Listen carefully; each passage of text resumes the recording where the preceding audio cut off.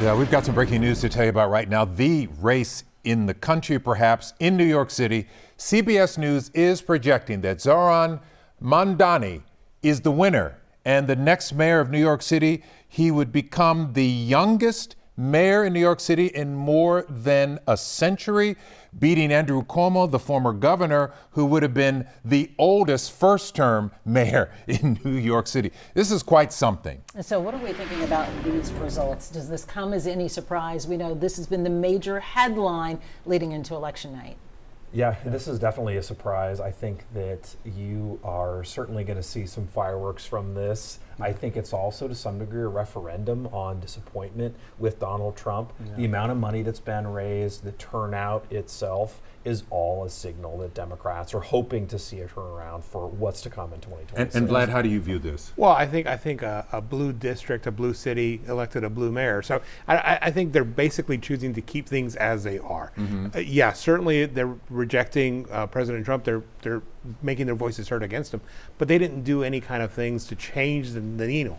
And speaking of President Trump, it was so interesting up until even today, him throwing his support behind Cuomo, right? Yeah. Who formerly they had much disdain there. I think the president was trying to pursue him legally and everything. And so he's throwing his support behind him, but voters saying something else. President Trump is very focused on the ultimate outcome and the transactional relationship. So he's perfectly willing to let bygones be bygones if it can help him advantageously politically right now.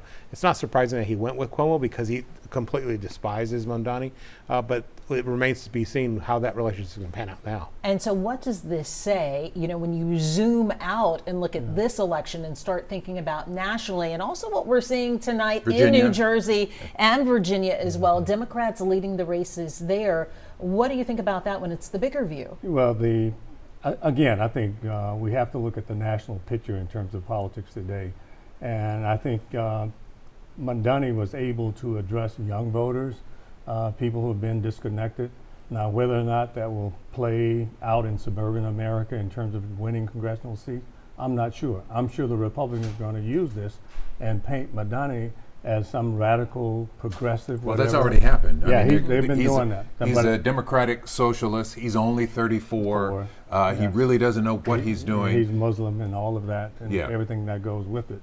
However, for a party that really has been struggling for a message, does an affordability agenda, does it resonate across America, and does it help the Democrats going into the midterm elections? How much of what's going on in this current day with the shutdown, right, and us entering the longest shutdown, how much does that play out in these high-profile races? A lot, especially in Virginia, where you've got a lot of federal workers who are unhappy with how things have gone. So I can totally see this as a major boon. But the thing is that I think that Michael's exactly right, that you're talking about the need to hone a message for Democrats. That's the biggest thing that they need to beta test right now. And I think you're seeing some of that to some degree. And also there's a huge turnout problem in terms of urban America. And if the urban vote isn't there for Democrats, then they're not going to be able to win in a presidential. So this definitely gives us a flavor for what things are like.